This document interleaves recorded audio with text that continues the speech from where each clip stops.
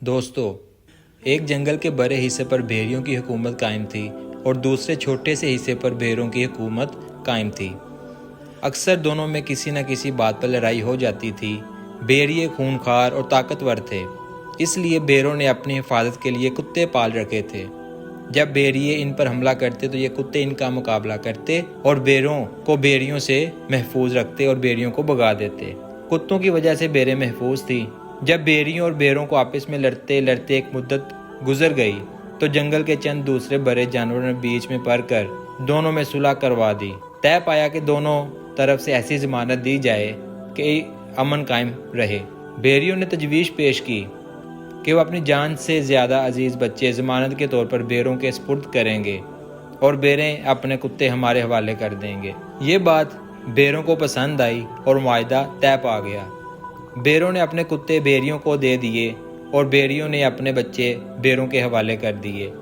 ابھی تو تھوڑی ہی دیر گزری تھی کہ بھیڑیوں کے بچوں نے اپنی ماؤں کو یاد کرنا اور رونا چیخنا چلانا شروع کر دیا۔ ان کی آواز سن کر بھیڑیے دورے دورے آئے اور غصے میں بھیڑوں سے کہا، تم نے صلح کی خلاف ورزی کی ہے، آخر ہمارے بچوں کو کیوں مار رہی ہو؟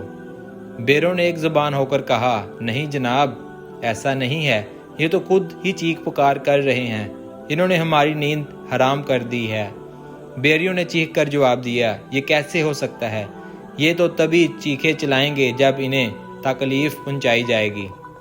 یہ کہہ کر انہوں نے فوراً معاہدہ توڑ دیا اور مل کر بھیڑوں پر حملہ کر دیا۔ کتے ان کے پاس نہیں تھے جو ان کی حفاظت کرتے۔ ذرا سی دیر میں بھیڑیے ساری بھیڑوں کو مار کر کھا گئے۔ پیارے دوستو، اس کہانی سے ہمیں سبق ملتا ہے، سہارا چاہے چھوٹا ہو یا نہ ہونے کے برابر، ہمیں بڑی سے بڑی مصیبت سے بچا سکتا ہے۔ کتے بظاہر بھیڑیوں سے کم طاقتور ہیں، لیکن وہ اتنی طاقت رکھتے تھے کہ بھیڑوں کو بھیڑیوں سے بچا سکیں، لیکن بھیڑوں نے اپنی حفاظت خود کھو دی اور اپنی جان کی بازی ہار گئے۔ امید کرتے ہیں آپ کو ہماری آج کی ویڈیو پسند آئی ہوگی۔ انشاءاللہ بہت جلد آپ کی خدمت میں دوبارہ حاضر ہوں گے۔ تب تک کے لیے اللہ حافظ۔